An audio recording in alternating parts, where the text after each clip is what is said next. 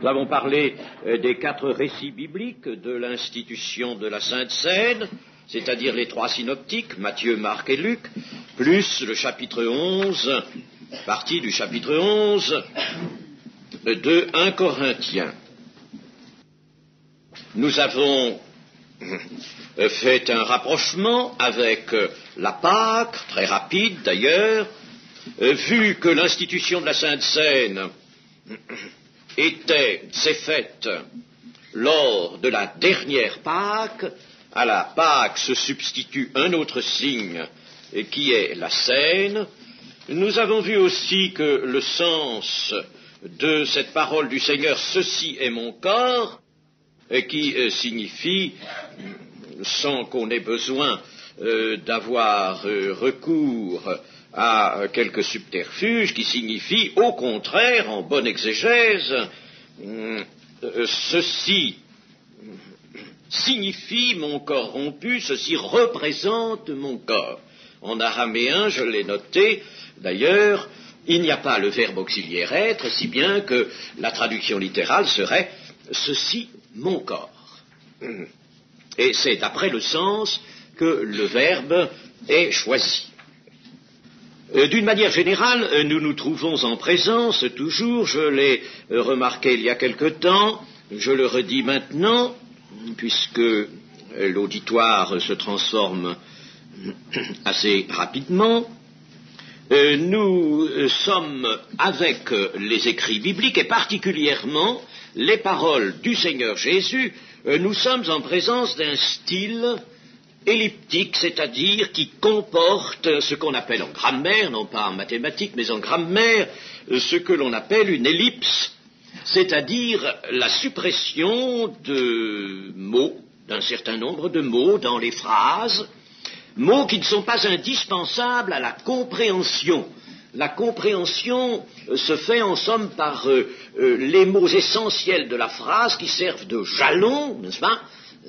Et cela était très utilisé dans les langues anciennes, dans l'araméen notamment, le style elliptique, qui ne prend pas, j'en ai donné déjà des exemples, il faut en somme, à partir de ce style, à partir de ces mentions qui sont rapides, n'est-ce pas, qui rapidement veulent situer la pensée, l'idée, il faut faire des périphrases pour arriver au style complet, au style exact. Nous allons ce matin aborder le sens profond de la Sainte Seine. Et pour cela, nous allons lire dans Jean, évangile de Jean. Il y a des gens qui disent que le chapitre 6 de Jean, que nous allons lire en partie maintenant, doit être tenu distinct de la Sainte Seine. Je ne sais pas pourquoi il y a de telles injonctions qui sont faites par certains, parce que le sens profond de la Seine, eh bien là, n'est-ce pas, la Seine est l'acte par lequel les disciples du Seigneur Jésus vont ensemble manger le pain, boire la coupe, comme l'a fait le Seigneur en instituant la Sainte Seine. Il s'agit de manger et de boire. Or, la coupe est la coupe de la nouvelle alliance fondée sur le sang du Seigneur. Le corps, le pain représente lui-même le corps, puisque Jésus a pu dire lors de l'institution de la Sainte Seine, ceci est mon corps, et par conséquent, n'est-ce pas, nous allons chercher le sens profond de la Sainte Seine dans ce passage de Jean 6 qui nous parle de manger la chair et de boire le sang. Alors, nous allons lire à partir du verset 28 au chapitre 6 de Jean, verset 28. Ils lui dirent, que devons-nous faire pour faire les œuvres de Dieu? Jésus leur répondit, l'œuvre de Dieu, c'est que vous croyez en celui qui l'a envoyé. Quel miracle fais-tu donc, lui dirent-ils, afin que nous le voyions et que nous croyions en toi? Que fais-tu? Nos pères ont mangé la manne dans le désert, selon ce qui est écrit. il leur donna le pain du ciel à manger. Jésus leur dit, en vérité, je vous le dis, Moïse ne vous a pas donné le pain du ciel, mais mon Père vous donne le vrai pain du ciel, car le pain de Dieu, c'est celui qui descend du ciel et qui donne la vie au monde. Ils lui dirent, Seigneur, donne-nous toujours de ce pain. Jésus leur dit, je suis le pain de vie. Celui qui vient à moi n'aura jamais faim, et celui qui croit en moi n'aura jamais soif. Mais je vous l'ai dit, vous m'avez vu, et vous ne croyez point. Tout ce que le Père me donne viendra à moi, et je ne mettrai pas dehors celui qui vient à moi, car je suis descendu du ciel pour faire, non ma volonté, mais la volonté de celui qui m'a envoyé. Or, la volonté de celui qui m'a envoyé, c'est que je ne perde rien de tout ce qu'il m'a donné, mais que je le ressuscite au dernier jour. La volonté de mon Père, c'est que quiconque voit le Fils, nous pourrions lire ici, contemple le Fils, et croit en lui, ait la vie éternelle, et je le ressusciterai au dernier jour. Les Juifs murmuraient à son sujet parce qu'il avait dit, je suis le pain qui est descendu du ciel. Et il disait, n'est-ce pas là Jésus, le fils de Joseph, celui dont nous connaissons le père et la mère? Comment donc, dit-il, je suis descendu du ciel? Jésus leur répondit, ne murmurez pas entre vous, nul ne peut venir à moi si le Père qui m'a envoyé ne l'attire, et je le ressusciterai au dernier jour. Il est écrit dans les prophètes, ils seront tous enseignés de Dieu. Ainsi quiconque a entendu le Père et a reçu son enseignement vient à moi. Ce n'est pas que personne ait vu le Père, sinon celui qui vient de Dieu, celui-là a vu le Père. En vérité, je vous le dis, celui qui croit en moi a la vie éternelle. Je suis le pain de vie. Vos pères ont mangé la manne dans le désert, et ils sont morts. C'est ici le pain qui descend du ciel, afin que celui qui en mange ne meure point. Je suis le pain vivant qui est descendu du ciel. Si quelqu'un mange de ce pain, il vivra éternellement. Et le pain que je donnerai, c'est ma chair, que je donnerai pour la vie du monde. Là-dessus, les Juifs disputaient entre eux, disant, comment peut-il nous donner sa chair à manger? Jésus leur dit, en vérité, je vous le dis, si vous ne mangez la chair du Fils de l'homme, et si vous ne buvez son sang, vous n'avez point la vie en vous-même. Celui qui mange ma chair et qui boit mon sang a la vie éternelle, et je le ressusciterai au dernier jour. Car ma chair est vraiment une nourriture, et mon sang est vraiment un breuvage. Celui qui mange ma chair et qui boit mon sang demeure en moi, et je demeure en lui. Comme le Père, qui est vivant, m'a envoyé, et que je vis par le Père, ainsi celui qui me mange vivra par moi. C'est ici le pain qui est descendu du ciel. Il n'en est pas comme de vos pères qui ont mangé la manne et qui sont morts. Celui qui mange ce pain vivra éternellement. Jésus dit ces choses dans la synagogue enseignant à Capernaum. Plusieurs de ses disciples, après l'avoir entendu dire « Cette parole est dure, qui peut l'écouter ?» Jésus, sachant en lui-même que ses disciples murmuraient à ce sujet, leur dit « Cela vous scandalise-t-il? Et si vous voyez le Fils de l'homme monter où il était auparavant, c'est l'esprit qui vivifie, la chair ne sert de rien. Les paroles que je vous ai dites sont esprit et vie. » Amen. Jésus, dans cet enseignement effectivement très bousculant, il faut bien dire qu'il a bousculé bien des disciples, et qu'il a bousculé même toute la chrétienté depuis son origine, à telle enseigne que l'on a vu se former les doctrines les plus aberrantes, comme celle du catholicisme, la transsubstantiation, ou celle de l'Église luthérienne, la consubstantiation. C'est donc un enseignement bousculant. Nous allons ce matin nous proposer de le pénétrer. Remarquons tout d'abord que Jésus met l'accent sur deux points forts de sa démonstration. Le premier, lui, Jésus, est une nourriture, qu'elle s'appelle pain de vie, pain de Dieu, pain vivant, ou qu'elle s'appelle chair et sang. Il est une nourriture. Je suis le pain de vie. Il faut manger ce pain. C'est le deuxième point fort, manger. Il est, lui, une nourriture, et deuxièmement, il faut manger cette nourriture. Voilà les deux points saillants de cet enseignement. Et on ne peut ni éluder, ni affaiblir l'un de ces deux points, comme d'aucuns l'ont tenté. C'est facile pour essayer de trouver un ajustement avec quelques notions satisfaisant notre esprit, alors on élude l'un des points. Par exemple, on voile un peu le fait que Jésus lui-même est une nourriture.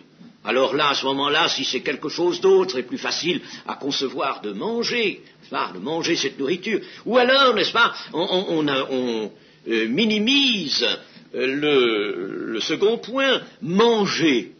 Alors, Christ est vu comme une nourriture, mais on ne veut pas avoir véritablement à envisager de la manger, cette nourriture. Évidemment, on a toujours devant soi, n'est-ce pas, l'acte concret, la mendication, disons, n'est-ce pas, du corps du Seigneur Jésus, et c'est ça qui choque, évidemment, ceux qui ne s'appliquent pas à la compréhension spirituelle de cet enseignement. Eh bien, pour comprendre cet enseignement, il y a deux voies, deux manières de comprendre. Et ces deux manières se complètent d'ailleurs, elles ne s'éliminent pas l'une l'autre. Nous allons examiner ce matin la première manière de comprendre. Je vais procéder assez doucement, assez lentement. Il est évident, n'est-ce pas, que cela requiert de nous une certaine attention. Il faut faire attention, il faut réfléchir. La méditation, c'est cela, n'est-ce pas? Alors, commençons par relever une assertion très importante pour cela dans l'Écriture, à savoir Philippiens 2:7. Philippiens chapitre 2, verset 7.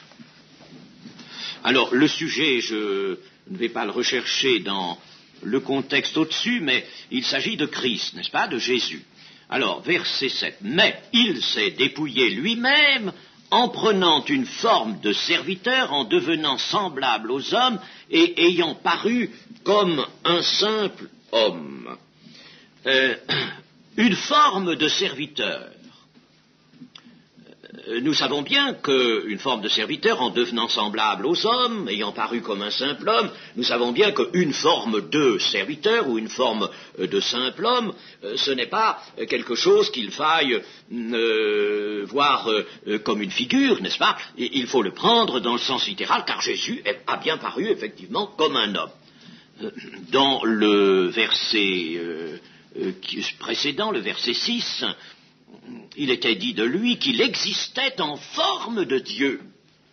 Donc il était réellement Dieu, puisque la forme d'homme, n'est-ce pas, ou de serviteur, dans une chair d'homme, elle a été réelle, elle a été tout à fait dans les réalités de ce monde sensible, de notre monde matériel, sensible. Par conséquent, Jésus existant en forme de Dieu, la réalité est la même. Le mot forme ne veut pas dire, n'est-ce pas, qu'il était quelque chose comme un Dieu, n'est-ce pas? Non, qu'il était véritablement Dieu. Il existait en forme de. En forme de, l'expression en forme de veut dire en réalité de. N'est-ce pas? Dans la réalité d'eux. C'est bien le sens, d'ailleurs, qui résulte du texte original lui-même. Et puis, nous avons dans Romains 8,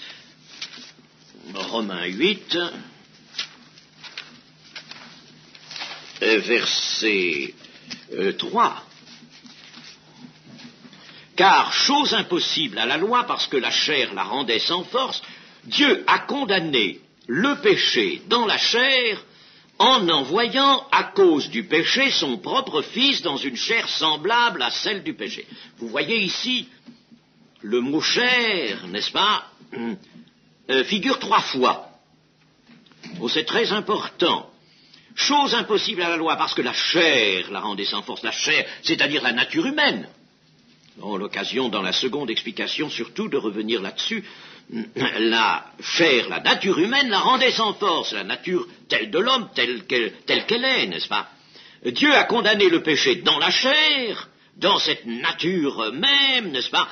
Puisque Jésus a pris une chair semblable à celle du péché, moins le péché. Alors, Dieu a condamné le péché dans la chair, et en envoyant son Fils dans une chair semblable. Si bien que nous voyons déjà là l'importance que prend la chair, c'est-à-dire la nature humaine du Seigneur Jésus, dans cette œuvre qui est celle de la rédemption, du salut par une rédemption. Je ne vais pas vous faire aller encore à d'autres citations, il y en a d'autres, je vous les rappelle simplement de mémoire. Il est dit dans le début de l'évangile de Jean que la parole de Dieu, que Jésus, n'est-ce pas, est vu comme la parole de Dieu, qui était avec Dieu. Et la parole de Dieu a été faite chair, dit Jean, faite chair. Et enfin, il faudrait tout de même que nous le fassions dans la première épître de Jean. Il faut que nous y allions parce que c'est un texte trop important pour le négliger. Première épître de Jean, chapitre 1, verset 1, « Ce qui était dès le commencement, ce que nous avons entendu, ce que nous avons vu de nos yeux, ce que nous avons contemplé, que nos mains ont touché concernant la parole de vie. Car la vie a été manifestée, et nous l'avons vue, et nous lui rendons témoignage, et nous vous annonçons la vie éternelle qui était auprès du Père et qui nous a été manifestée. » Relevez de ce passage ceci, c'est que la vie était bien auprès du Père. Mais la vie était quelque chose qui demandait dans le monde des hommes à être manifesté. Et c'est la chair, c'est-à-dire ce que nous avons entendu, ce que nos yeux ont vu, ce que nos mains ont touché. Ça, n'est-ce pas, c'est une allusion alors à l'usage des sens. Et par conséquent, n'est-ce pas, nous sommes bien dans le monde sensible, dans le monde physique. Eh bien, dans le monde physique, cette vie qui était auprès de Dieu a été manifestée. Comment? Par le physique, par le corps du Seigneur Jésus. Alors, je résume cette première acquisition. Jésus a pris une forme dans le monde, une forme humaine, forme de serviteur, et c'est grâce à cette venue en chair.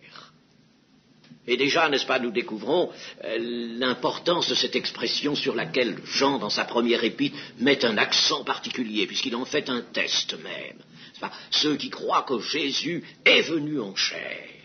Eh bien, grâce à cette venue en chair, grâce à cette manifestation de la vie dans une chair comme la nôtre, et c'est là que la vie pouvait se manifester.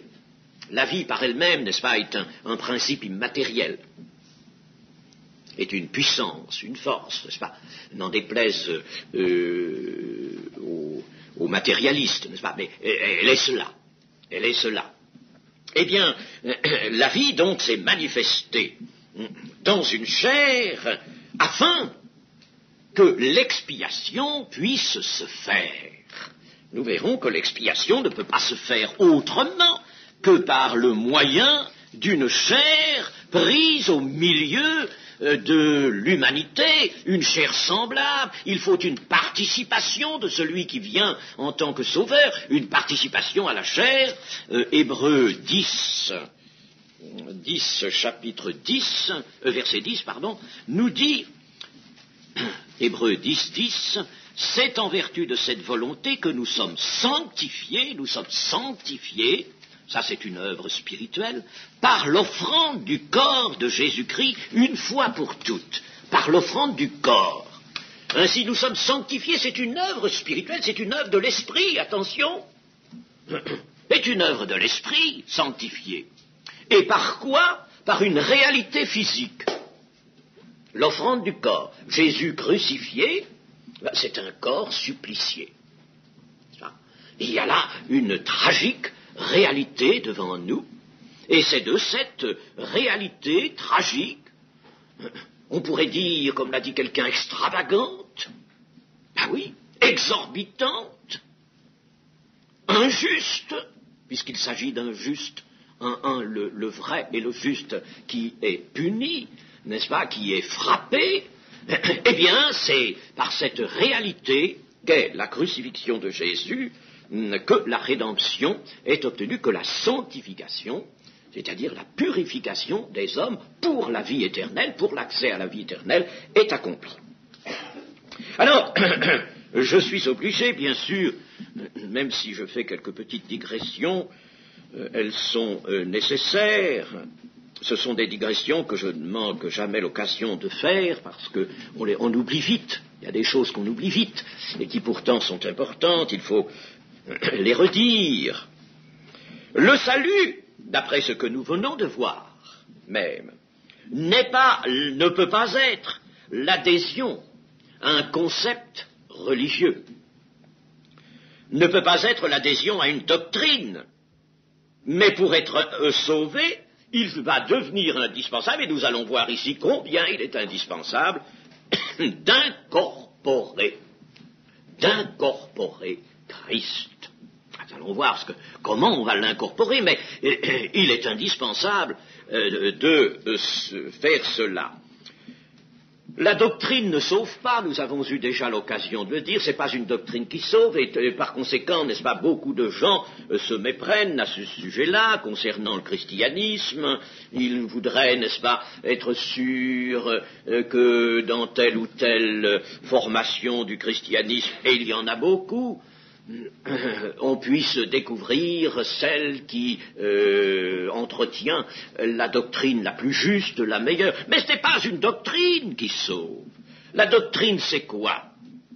Mais c'est un ensemble de panneaux indicateurs.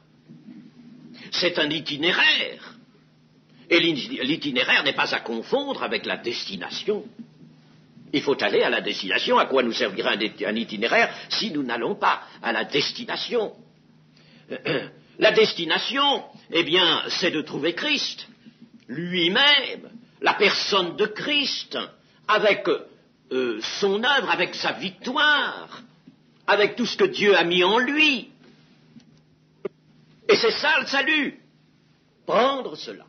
Expression tellement vive et remarquable de Paul, qui est celle-ci: j'ai saisi Christ, je l'ai pris, comme j'ai pu. Et comment ai-je pu faire ça? Avec la foi, nous dira-t-il.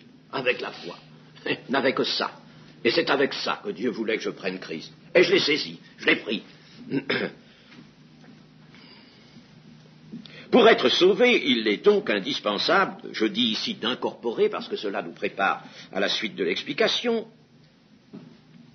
Lorsque Christ, toutefois, se présente comme, dans l'épître de Pierre, une semence sous la forme d'une semence incorruptible, n'est-ce pas? Alors, son incorporation, bien que ce soit une réalité spirituelle, de nature spirituelle, son incorporation est facile à envisager.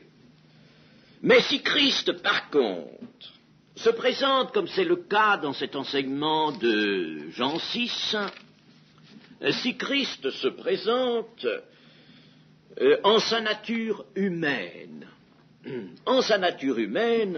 dans le concret de sa vie humaine, l'incorporer en le mangeant, alors là est une chose qui nous arrête, comme elle a arrêté les disciples qui entendent dire cela pour la première fois.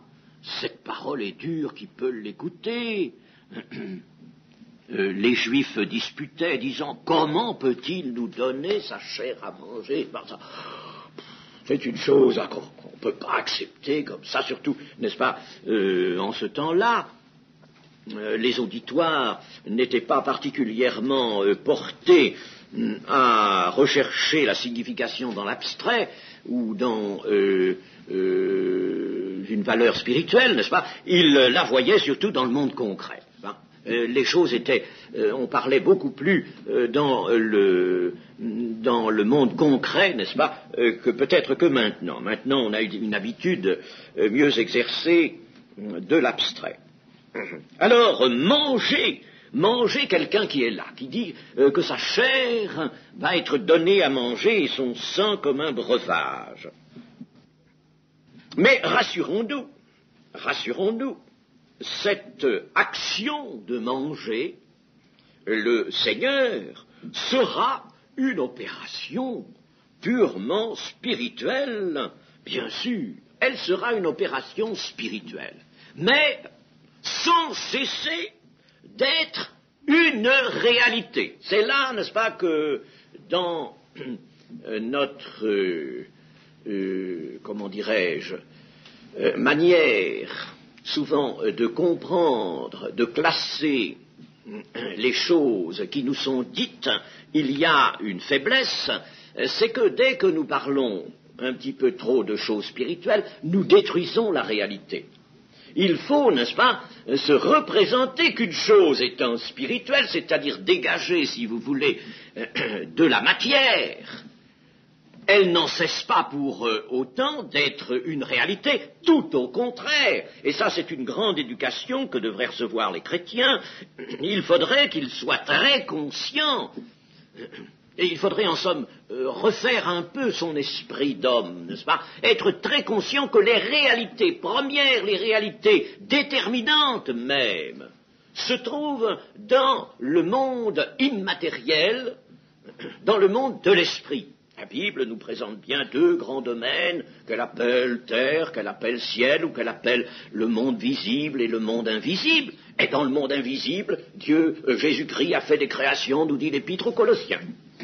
Il y a donc des réalités. Et la mendication, si je puis dire, n'est-ce pas, l'action de manger Jésus-Christ, est une opération spirituelle, bien sûr, mais attention, elle est une réalité. Alors, quelqu'un ici pourrait dire, mais alors, le Seigneur aurait été plus facile à comprendre s'il s'était exprimé autrement, et s'il nous avait tout de suite dit qu'il s'agissait d'absorber son esprit et de recevoir sa vie, n'est-ce pas, de boire sa vie, puisque à chair et à sang on peut faire correspondre ce que nous avons lu dans le verset 63, les mots esprit et vie.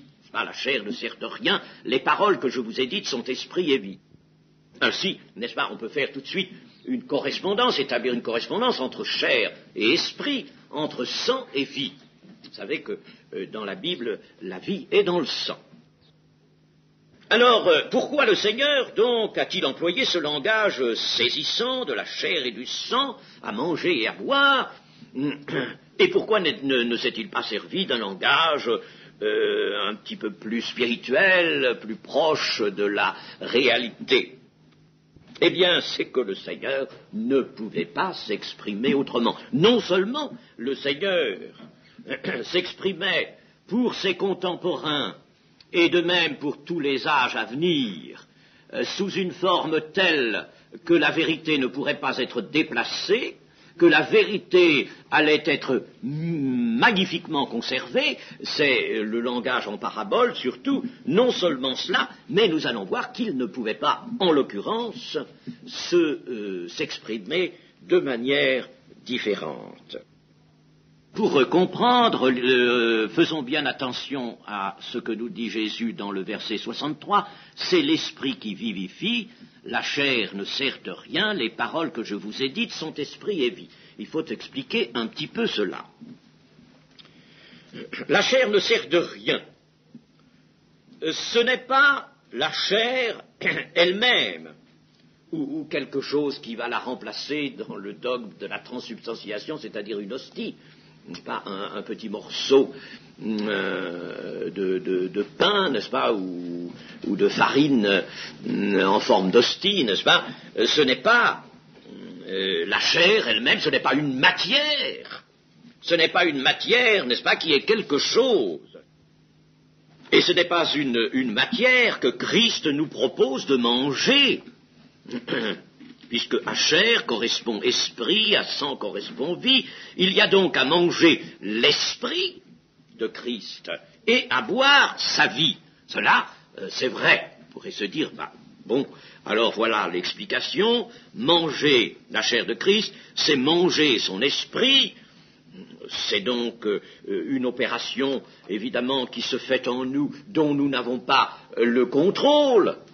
Puisque, n'est-ce pas, nous exercerons la foi, simplement, et puis en exerçant la foi, n'est-ce pas, dans le cadre de la doctrine qui sert de cadre, n'est-ce pas, nous exercerons la foi, et alors à ce moment-là, nous absorberons l'Esprit de Christ. Nous ne savons pas comment la chose se fera, elle se fera, c'est certain, dans le mystère des accomplissements de Dieu. Mais nous pourrions déjà être satisfaits en disant il s'agit de manger en somme l'Esprit de Christ et de boire sa vie.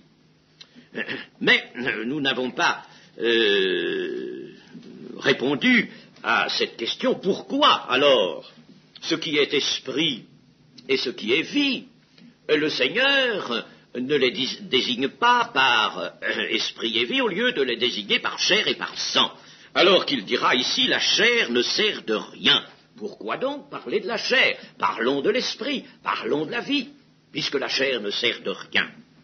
C'est là qu'il y a déjà quelque chose à comprendre, et même quelque chose d'important à comprendre. La matière dont le corps est fait n'a pas de valeur par elle-même. Nous regrettons beaucoup pour M. Teilhard de Chardin, qui composait une ode à la matière. Ô sainte matière! Je ne sais pas comment il pouvait être savant et théologien dans ces conditions-là, n'est-ce pas? Il était surtout subjugué par un matérialisme qui l'aveuglait. Il était dans l'aveuglement. Ô sainte matière! La chair ne sert de rien. La matière du corps n'a pas de valeur absolue par elle-même. Le corps n'est que support de vie. Le corps est support de vie. Lui-même a une vie qui est d'ordre physique, mais il est support d'une vie plus haute que la vie physique. Il est support momentané d'individualité. Il est le support de l'individualité, mais il n'est pas, lui, l'individualité. L'individualité, ce n'est pas le corps. Que donnerait un homme pour son âme? Que donnerait-il pour son âme? Et s'il meurt, voilà, et qu'il n'ait pas pensé à son âme, il n'ait rien fait pour son âme, alors, parce que lui, c'est son âme. Ce n'est pas son corps. Et nous le voyons très bien aussi, cela. J'insiste sur ces points-là parce que je pense à des hérésies du moment, n'est-ce pas, notamment, par exemple, aux thèses adventistes, aux thèses aussi du monde à venir, qui fait des émissions à la radio, qui ne veulent pas, en somme, que l'âme puisse se détacher du corps. Quand il y a mort, ce sont pourtant, n'est-ce pas, des chrétiens qui se veulent évangéliques et qui s'appuient sur la Bible. Alors, quand le corps meurt, il y a cessation de tout. Pour eux, n'est-ce pas, il y a cessation. Ce qui n'est pas ce que la Bible nous enseigne. Dans la parabole du riche et du pauvre Lazare, et c'est le Seigneur Jésus, n'est-ce pas, qui la prononce, on ne peut pas dire que Jésus va nous induire en erreur. Il nous dit que les deux moururent. D'abord Lazare. Et puis, Lazare fut porté dans le sein d'Abraham par les anges. Lazare fut porté. On pourrait dire, mais non, voyons Lazare, il est mort. Alors on a mis son corps dans la fosse commune, parce qu'on ne lui a pas fait d'inhumation à lui, n'est-ce pas? comme aux riches. Alors on l'a mis dans la fosse commune. Son corps est là, c'est lui qui est là, c'est lui, c'est son corps. Diront, n'est-ce pas, les hommes avec leur manière de concevoir les choses, n'est-ce pas, leur manière, la manière courante. Mais il est là, il est mort, il est dans la fosse. Mais Jésus nous dit non, il est porté par les anges. Et qu'est-ce qui est porté? C'est son âme. C'est quelque chose d'immatériel qui s'est détaché de lui, c'est son âme. Il fut porté par les anges dans le sein d'Abraham. Et ce qui est là, c'est pas lui. Ce qu'on a mis dans la fosse, ce n'est pas lui. Vous voyez, l'individualité est attachée à l'âme. Maintenant, disons donc que le corps n'est que le support momentané de l'individualité, il est support de la vie, cependant que le corps de Jésus fut nécessaire, car le corps de Jésus fut le siège de la manifestation de l'Esprit dans une œuvre appelée rédemption. Ce qui a force et ce qui a éternité, ce n'est pas le corps. Le corps n'a pas force, j'entends force absolue. Il n'a pas éternité. Ce qui a force et éternité, c'est l'esprit. Ce sont donc les actes de l'esprit qui ont force et valeur absolue. Les actes de l'esprit. Les actes de l'esprit. Et c'est dans le contexte ici, c'est-à-dire dans le même chapitre 6, et au verset 27, Jésus nous disait bien, travaillez non pour la nourriture qui périt, mais pour celle qui subsiste pour la vie éternelle, et que le Fils de l'homme vous donnera. C'est lui que le Père, que Dieu a marqué de son sceau. Il y a des choses qui sont par nature éternelles, d'autres qui sont passagères, éphémères, périssables. Eh bien, tout ce qui est fait par l'Esprit, avec un grand T, l'Esprit de Dieu, n'est-ce pas, tous les actes qui sont faits à travers et par le moyen même d'un corps, ces actes-là ont valeur absolue et éternelle. Autrement dit, l'Esprit de Dieu ne fait jamais rien qui meurt, rien qui se perde. Le corps du Christ a été le moyen des actes de l'Esprit. Ce corps du Seigneur a été le creuset où une humanité nouvelle s'est élaborée. Une chair semblable à celle du péché, moins le péché, et dans cette chair, par le travail de son âme, dira Ésaïe 53, par le travail qui s'élabore, qui se fait au cours du ministère, à Gethsémanée, au Calvaire, ce travail qui se fait s'élabore une nouvelle humanité, dont nous reparlerons surtout dans la deuxième explication. C'est le creuset où l'homme nouveau, il est appelé l'homme nouveau dans les Éphésiens, l'homme nouveau s'élabore. Il n'existe pas cet homme nouveau avant. Il faut qu'il s'élabore. Alors pour s'élaborer, il va prendre, bien entendu, de cette humanité perdue, de cette humanité de la chute, de cette humanité du premier Adam, il va prendre, parce qu'il n'y aurait pas continuité. Il y aurait, n'est-ce pas, une solution de continuité, une rupture. Si Jésus ne prenait une chair semblable à celle du péché, il faut donc qu'il y ait continuité, il prend ça. Mais là, dans cette humanité, cette forme qu'il a prise, cette forme de simple homme, d'esclave, là, va s'élaborer, et cela par le travail de l'esprit, l'homme nouveau. L'homme nouveau qui va sortir à la résurrection, et qui, montant vers le Père, va là, n'est-ce pas, recevoir en quelque sorte le sceau d'éternité, si je puis dire, n'est-ce pas, va recevoir la lumière d'éternité, et là, auprès de Dieu, à la droite de Dieu, c'est pourquoi il est dit d'ailleurs à la droite de Dieu, n'est-ce pas, eh bien, il y a un homme. Un homme! Ça ne nous empêche pas, bien sûr, n'est-ce pas, de voir la divinité de Jésus, mais nous ne pouvons pas raisonner de par la divinité. La divinité, c'est une chose acquise, mais ce que nous voulons voir, c'est l'œuvre de la rédemption et l'élaboration de cet homme nouveau, à l'image duquel nous serons nécessairement appelés, nous sommes appelés, mais image que nous aurons à revêtir pleinement, même le corps de résurrection, dit les Philippiens, n'est-ce pas? Alors, il y a là, dans l'humanité de Jésus, élaboration de l'homme nouveau. Et cette élaboration va se faire dans le creuset qu'est l'humanité de Jésus, va se faire en détruisant le péché et la mort qu'apporte l'ancienne humanité, l'humanité du premier Adam, détruire le péché et la mort. Comment? Par l'obéissance, nous dit l'Épître aux Hébreux, par une lutte. En somme, le premier Adam a fait tomber l'homme de sa position où il était de par la création. Il l'a fait tomber vers le bas. Jésus vient dans le bas chercher l'homme tombé pour le remonter vers le haut des captifs. Et cela en travaillant dans sa propre personne, dans cette chair qu'il a prise, cette chair humaine qu'il a prise, comme d'ailleurs le premier Adam, c'est bien dans sa chair aussi, c'est bien dans sa personne qu'il a fait tomber toute l'humanité. Ce que nous dit l'Épître aux Romains. Le corps de Jésus a donc été le siège de cette élaboration de l'homme nouveau à travers la mort. Et ce siège, ce creuset, si vous voulez, n'est-ce pas, j'essaie d'employer différentes figures, ce siège, ce creuset qu'a été le corps de Jésus, eh bien, une fois que la rédemption est obtenue, une fois que le tout est accompli et prononcé, n'est-ce pas, eh bien, ça ne sert plus à rien. La chair ne sert de rien.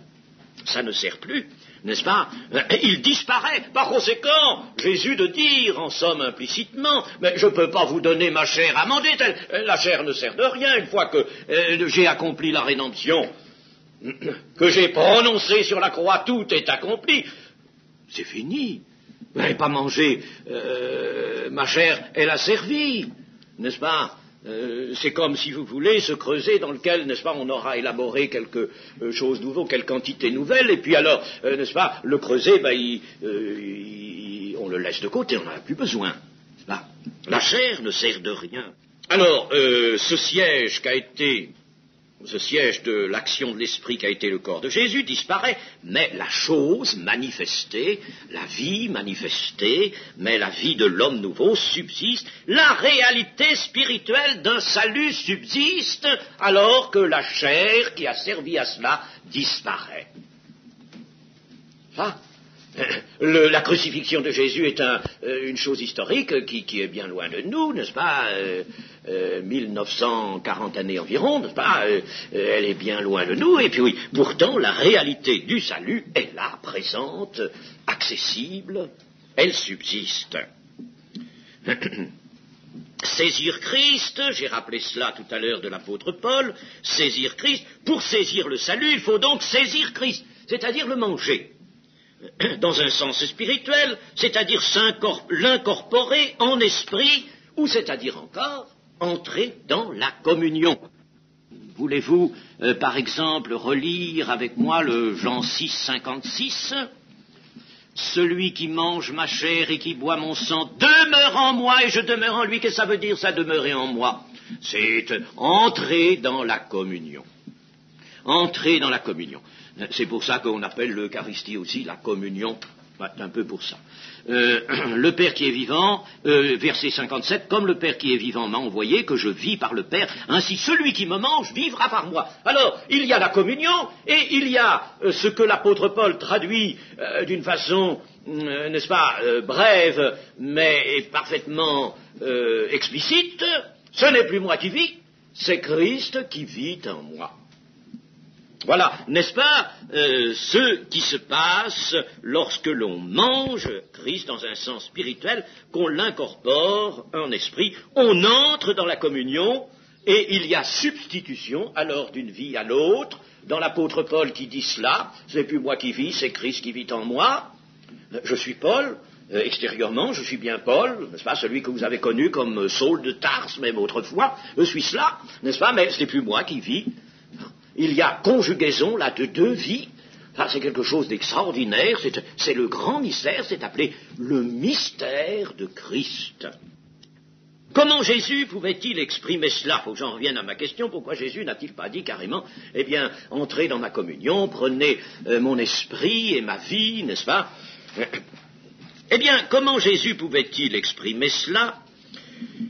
Si Jésus avait dit manger ou absorber ou incorporer mon esprit et ma vie, nous aurions peut-être aujourd'hui mieux compris, hein, au lieu de dire manger ma chair et boire mon sang.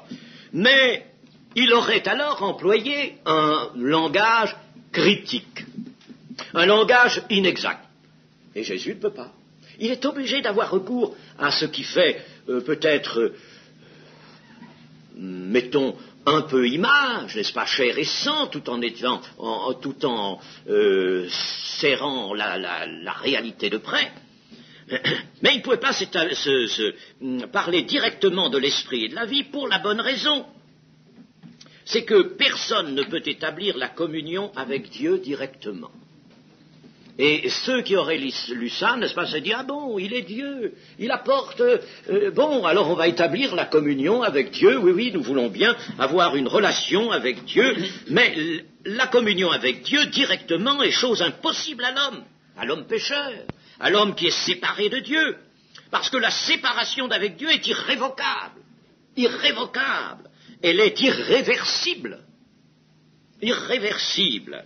pour réunir en un ceux qui sont à sanctifier les hommes pécheurs et le Dieu saint, soyez saints comme je suis saint, le Dieu saint, n'est-ce pas, et réunir en un, comme nous le dit la prière sacerdotale de Jean 17, qu'il soit un comme toi et moi, Père, nous sommes un, n'est-ce pas, Jésus veut être un avec ses disciples comme il est un avec le Père. Autrement dit, n'est-ce pas, il nous fait entrer à travers lui dans la communion du Père. Mais vouloir entrer dans la communion de Dieu, et c'est ça la vie éternelle, c'est qu'ils te connaissent, toi, c'est-à-dire qu'ils aient relation intime avec toi, Dieu, et celui que tu as envoyé, Jésus-Christ. Mais pour entrer dans la relation avec Dieu, n'est-ce pas, il fallait un intermédiaire, il fallait un médiateur qui vienne sur la terre, non pas avec des paroles seulement.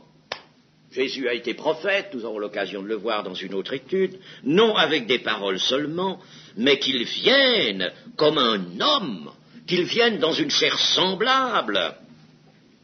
Or, l'incarnation, ce qu'on appelle l'incarnation, c'est-à-dire la parole de Dieu faite chair, or, cette incarnation, Dieu ne pouvait ni pardonner ni rétablir la communion. L'incarnation seule permettait cela. Et c'est pourquoi, je le redis, Jean insiste dans sa première étude sur cela, n'est-ce pas, Jésus venu en chair, celui qui croit que Jésus est venu en chair. Vous voyez comme c'est beaucoup plus profond qu'on ne peut le comprendre à première vue. Ainsi, Jésus ne pouvait parler de réaliser la communion avec Dieu et par conséquent d'avoir la vie éternelle qu'en réconciliant, qu'en abolissant la cause de la séparation d'avec Dieu, réconciliant les hommes avec Dieu, n'est-ce pas, et les réconciliant, comment faire? Par le sacrifice. Et pour faire le sacrifice, que faut-il? Une chair semblable à celle de l'homme, n'est-ce pas? Une chair. Alors, ce n'est pas Dieu qui meurt au calvaire. Ce n'est pas Dieu qui meurt. Mort quant à la chair et vivant quant à l'esprit, n'est-ce pas? Ce n'est pas Dieu qui meurt. À la chair, Dieu ne peut pas mourir, n'est-ce pas? C'est la nature humaine, où Dieu était là pour réconcilier les hommes avec lui-même. Cette nature humaine qu'il a prise comme un creuset ou comme un temple, n'est-ce pas? C'est ça qui meurt.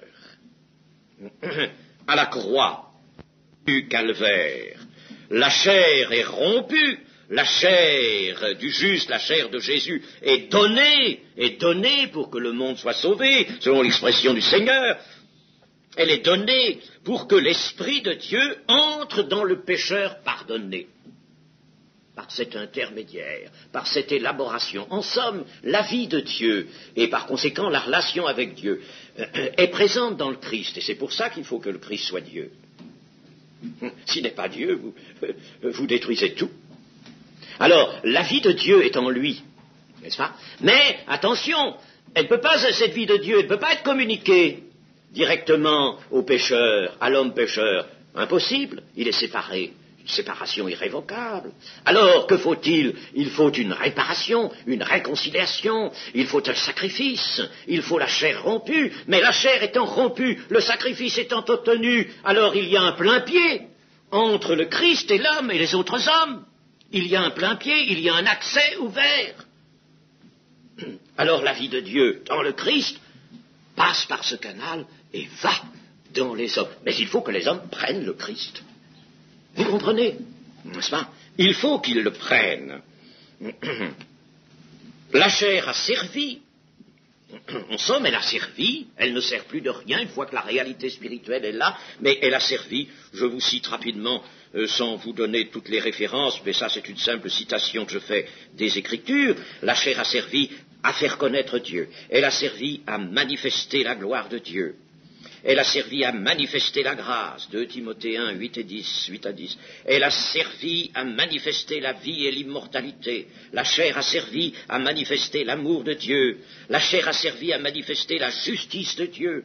La chair a servi à confirmer les promesses, dit encore Romains 15 et au verset 8. Alors, comme Pierre l'a dit quand il a entendu lui aussi ces paroles, n'est-ce pas, étrange sur le moment, manger ma chair, celui qui mange ma chair et qui boit mon sang à la vie éternelle. Pierre a été saisi comme les autres, il n'a rien compris, mais il a dit au Seigneur, à qui irions-nous? Tu as les paroles de la vie éternelle, manger la chair et boire le sang sont les paroles de la vie éternelle.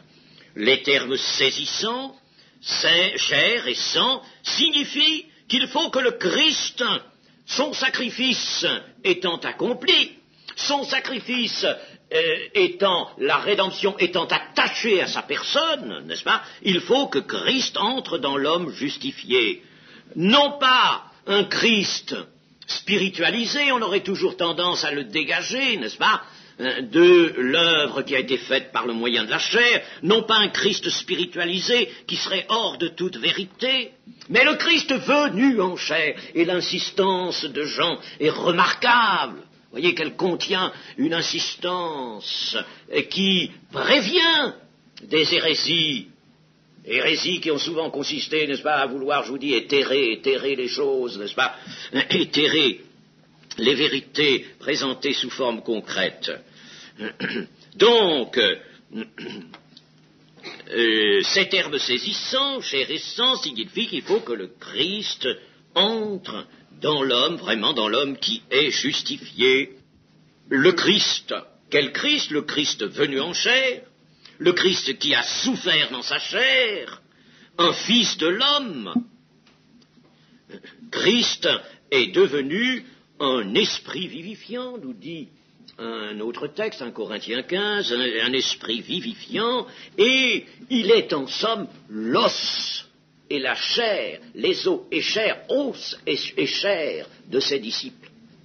Vous savez que, on disait volontiers, par exemple, autrefois, mettons le peuple à l'adresse du roi David, tu es os de nos os et chair de notre chair, n'est-ce pas? C'est une expression qui était là dans l'Ancien Testament, eh bien, elle est figurative, elle n'est pas à négliger, eh bien, il faut que Christ soit, cela entendu dans un sens spirituel, mais attention, sans écarter l'œuvre qu'il a faite par le moyen de sa chair, il faut qu'il soit os et chair de ses disciples, et quand tout sera accompli, les disciples, n'est-ce pas, après la résurrection, seront entièrement semblables, ils porteront l'image du Christ, c'est-à-dire, n'est-ce pas, qu'ils seront tous sur le type de l'homme nouveau dont Christ est aujourd'hui l'archétype, n'est-ce pas? Ils seront tous sur le type de cet homme nouveau qu'est Jésus.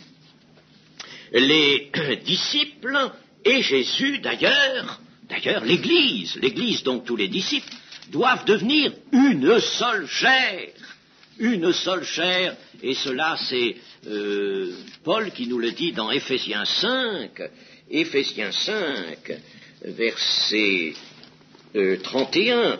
C'est pourquoi l'homme quittera son père et sa mère et s'attachera à sa femme, et les deux deviendront une seule chair. Alors attention, ça, c'est une réalité de la société humaine, n'est-ce pas? Une réalité qui porte en elle la prophétie d'une haute réalité, Ce mystère est grand. Attention, il y a un mystère sur tout mariage, n'est-ce pas, qui répond à ce principe rappelé par Paul ici. L'homme quittera son père et sa mère et s'attachera à sa femme, les deux deviendront une seule chair, et même Jésus a ajouté, ils ne seront plus deux, ils sont un seul. Ce qui veut dire tout de suite, n'est-ce pas, attention, parce qu'on va passer de la réalité sociale, si vous voulez, du mariage, n'est-ce pas, à une réalité plus haute et de nature spirituelle. Ce mystère est grand. Je dis cela par rapport à Christ et à l'Église. Christ et l'Église sont une seule chair. Voilà, n'est-ce pas, quelque chose qui doit nous permettre de mieux comprendre pourquoi le Seigneur Jésus a employé ce langage de chair et de sang. Le disciple participe à la nature divine de Jésus, il participe à sa mort, il participe à sa résurrection, et par conséquent, n'est-ce pas, il participe à toute l'œuvre qui a été faite dans la chair de Jésus. Pourquoi ? Pour vivre de sa vie.